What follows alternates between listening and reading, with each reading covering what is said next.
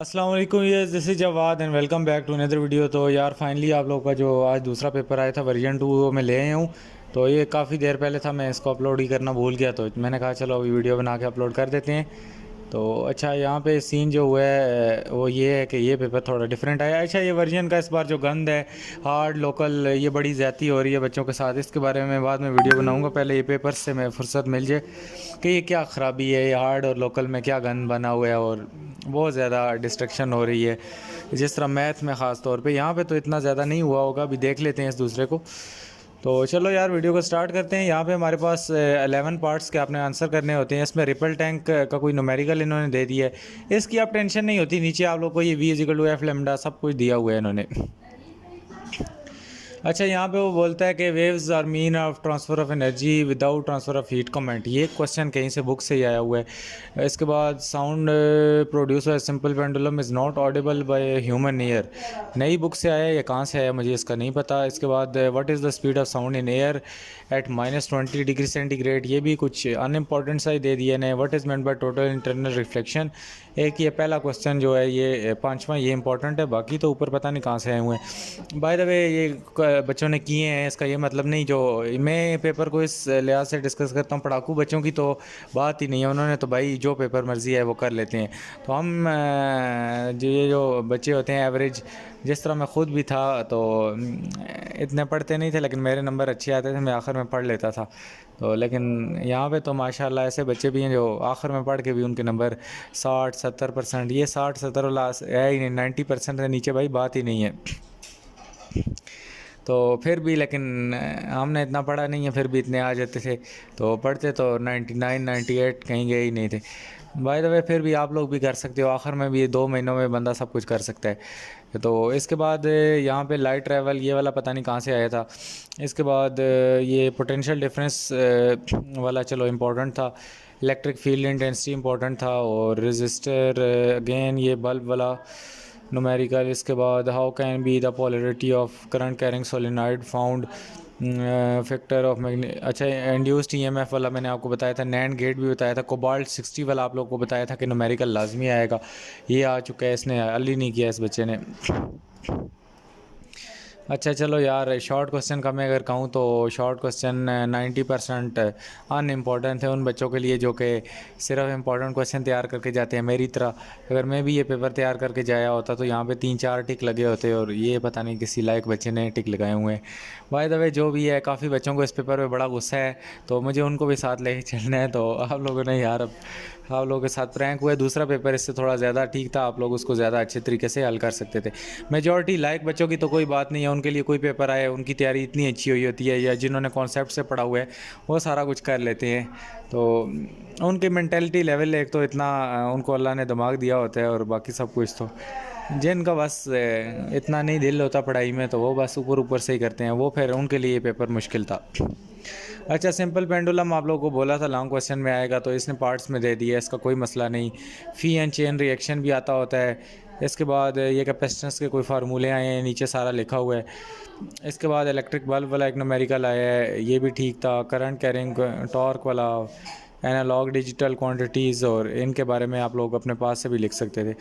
तो overall long भी गुजारा थे और शॉर्ट भी 50-50 इसको कह सकते हैं पेपर को, या 40-60 कर लो। 40% पेपर ठीक था, बाकी अगर मिड लेवल के बच्चों के पॉइंट ऑफ व्यू से मैं बात करूं तो इसी तरह पेपर था, इतना मज़े का पेपर नहीं था। तो बाकी आप लोगों को इधर नीचे ये सब कुछ मिला हुआ है। अच्छा, ये एक और भी है, किधर गया यार, बैग पे ये भी एक पड़ा है। तो इधर भी कोई बच्चों ने कुछ काफ़ी ज़्यादा लगाए हुए हैं। ज़ाहिर बात है, करने तो 9 पूरे बल्कि 11 करने थे, 9 नहीं करने थे, वो मैथ में 9 करने होते हैं। यहाँ पे 11 अलबत्ता किए तो हैं, करने तो थे। खाली छोड़ के मैंने आप लोगों को बोला हुआ है कभी खाली नहीं छोड़ के आना। कुछ भी नहीं आता ना, लिख के आ जाओ। आपको एग्जामिनर जब पेपर चेक कम कर रहे होते हैं तो हमें यार होता है कि यार चलो इसने कुछ तो लिखा है, इसको पास कर देते हैं। तो पास वाले बच्चों को कुछ ना कुछ लिख के आया करो, और पेपरों में ये नीचे ना लिख के आया करो हमें पास कर दें, इससे दिमाग घूम जाता है है पेपर चेकिंग का। मैं खुद जब पेपर चेक करता होता था तो इस तरह जो बच्चा करता है, हालांकि बच्चे पे तरस आना चाहिए लेकिन तरस नहीं आता, उल्टा गुस्सा आता है। अब मुझे नहीं पता क्यों आता है, मैं पहले खुद सोचता था ये क्यों आता है, लेकिन जब हम लोग खुद पेपर चेक करने लगे तो वाकई उस बच्चे को सब गुस्सा आ रहा होता है कि यार ये इसने तैयारी नहीं की और अब ये नीचे भीख मांगना शुरू हो गया। तो कुछ ना कुछ लिखा या करो, ये भीख शीख कभी भी नहीं मांगना, तो एग्ज़ामिनर आपको नंबर दे देता है। मैंने खुद इस तरह कई बार नंबर दिए हैं, बच्चों को पास किए, तो इसमें ये हो जाता है। आप लोग लिख के आया करो, कुछ कुछ खाली पे जगह होगी उधर तो नंबर नहीं हम लगा सकते ना, तो इसलिए लिख के लाजमी कुछ ना कुछ आ जाए करो।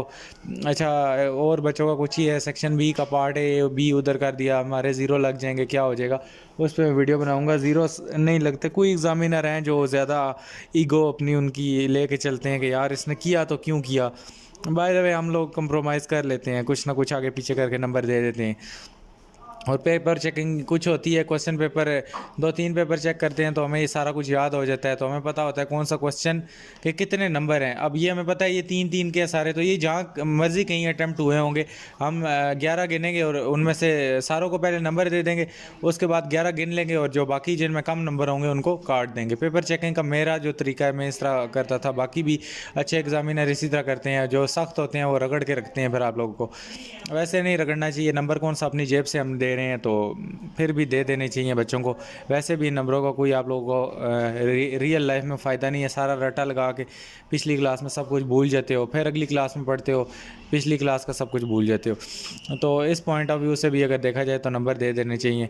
तो यहाँ पे अगर हम सेक्शन बी की बात करें तो सी की बात करें तो इसमें हम किस तरह चेकिंग करते हैं, इसमें भी लॉन्ग क्वेश्चन के अब जिस तरह ये है इसके कितने नंबर हैं, 2 10 20 है तो सारों के 2-2 हैं, मतलब 5-5 हैं। ये क्वेश्चन नंबर 1 है, इसमें पार्ट ए के 10 नंबर हैं और इधर भी 10 नंबर हैं, इसके भी 10-10 हैं। तो अब ये जो पार्ट है अगेन अगेन के सब डिवाइडेड नंबर होते हैं, जिस तरह ये 3 है तो फिर 10 को हम 3 टुकड़ों में डिवाइड करते हैं, एक को 4 दे देंगे, तो बाकी 2 को 3-3 दे के इस तरह कुछ करेंगे। तो ये फिर हमें याद हो जाता है कि इसको कितने देने हैं और फिर हम उस हिसाब से चेक कर देते हैं। तो बीच में कोई एग्ज़ामिनर होंगे जो आप लोगों के साथ उनका यही होता है, बीच में होते हैं जो कहते हैं यार बच्चे से क्यों गलती होगी, इंसान है, गलती होती है सबसे, लेकिन वो लोग पता नहीं अपने आप को कुछ ज़्यादा ही समझते हैं, तो वो काट देते हैं, आपका आंसर गलत कर देते हैं कि ये तो उस जगह पे आंसर ही नहीं है। तो क्योंकि एग्ज़ामिनर को मुश्किल होती है पेपर चेक करने में, अब आपका क्वेश्चन पार्ट बी लिखा है, मैं पार्ट बी में आके देखता हूँ वो मुझे मिलता ही नहीं है, तो एक थोड़ा सा टेंशन होती है, क्योंकि पेपर इतने ज़्यादा चेक करने होते हैं, उल्टा पैसे मिलते हैं पेपर चेक करने के, पैसों में फिर आपको पता है बंदा लालच में अंधा हो जाता है, कोई भी हो, तो वो फिर इस चक्कर में जितना आप उसको एग्ज़ामिनर को टफ़ टाइम दोगे तो वो आपको रगड़ देता है। अगर उसका मूड, और मूड पे भी डिपेंड है, आप लोगों ने सुना होगा कि करता है, तो ये वाकई करता है। कई बार टीचर का मूड अगर ना ठीक हो तो वो फिर आप लोगों को रगड़ देता है, आपने थोड़ा बहुत भी लिखा हो तो वो ज़ीरो दे के आपको जा सकता है। और कई बार उसका मूड अच्छा हो तो आपका एस्से वगैरह एप्लीकेशन इन वगैरह में आप लोगों ने बिल्कुल फ़ारग इंग्लिश लिखी हो, फिर भी आपको 10 में से 6-7 नंबर दे जाता है, नहीं तो ज़ीरो भी दे जाता है। तो ये भी बड़ा मैटर करता है, तो इन चीज़ों का ध्यान रखा करो, एग्जामिनर पॉइंट ऑफ व्यू से सोच के पेपर हल किया करो। मिलता हूँ किसी और वीडियो में, अपना बहुत सा ख्याल रखना, अल्लाह हाफ़िज़, टेक केयर।